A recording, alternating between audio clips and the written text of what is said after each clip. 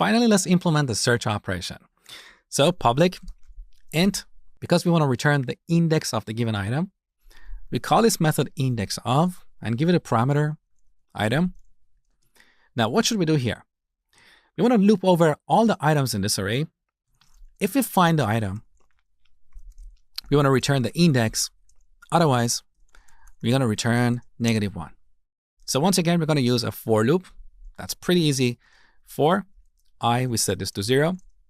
As long as I is less than count, we're going to increment it by 1. Now we need to get the item at the given index and compare it with this item. So we write an if statement. If items of I equals this item, then we want to return I as the index. Otherwise, if we finish this loop and we're still here, we didn't return from this method, that means we couldn't find this item. So we should return -1. Let's test our new method. Back to the main class. We added these 4 items, 10, 20, 30, 40.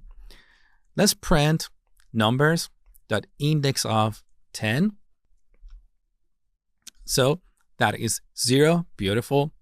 What about the index of a number that we don't have? Let's say 100. That is -1. So we're done with this implementation. But before I remove the comment, let me ask you a question. What is the runtime complexity of this method?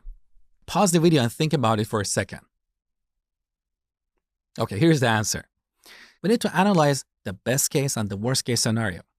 The best case scenario is where this item is the first item in this array. So in that case, the runtime complexity is O of 1. But the worst case scenario is where this item is at the end of the array. So we have to loop over the entire array to find that item. If our array has 1 million items, that means we're going to have 1 million comparison operations.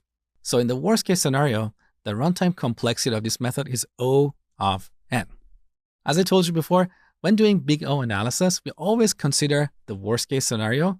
So the runtime complexity of this method is O of n.